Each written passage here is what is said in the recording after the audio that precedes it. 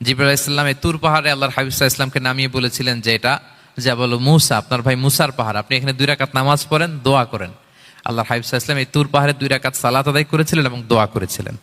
আপনারা কি তুর পাহাড়ের নাম শুনেছেন? এটা মিশরের একটা পাহাড়, অনেক উঁচু, 2285 মিটার উঁচু।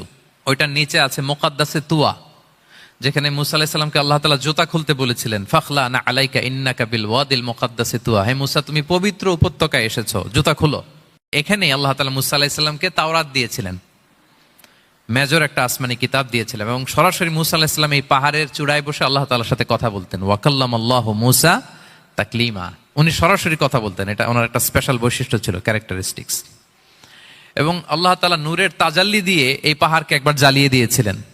আজও এই পাহাড়ের রংটা অনেকটা একটু লালচে, একটু কালোচে, একটু রেডিশ কালারের।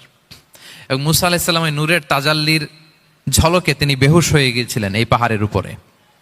ইয়াজুজ মাহুজ যখন কিয়ামতের আগে আগমন করবে, তখন মুসলমানদের সেন্টার হবে, ঈসা আলাইহিস সালাম মুসলমানদেরকে নিয়ে ওইখানে অবস্থান করবেন, এই তুর পাহাড়ের ওখানে। এবং আল্লাহর হাবিব সাল্লাল্লাহু আলাইহি ওয়াসাল্লামের মেরাজের রাতে ইসরার সময় একটা স্টেশন ছিল এই তুর পাহাড়। জিবরাইল আলাইহিস সালাম এই তুর পাহাড়ে আল্লাহর হাবিব সাল্লাল্লাহু আলাইহি ওয়াসাল্লামকে নামিয়ে বলেছিলেন যে এটা জাবাল মুসা, আপনার ভাই মুসার পাহাড়, আপনি এখানে 2 রাকাত নামাজ পড়েন, দোয়া করেন। আল্লাহর হাবিব সাল্লাল্লাহু আলাইহি ওয়াসাল্লাম এই তুর পাহাড়ে 2 রাকাত সালাত আদায় করেছিলেন এবং দোয়া করেছিলেন।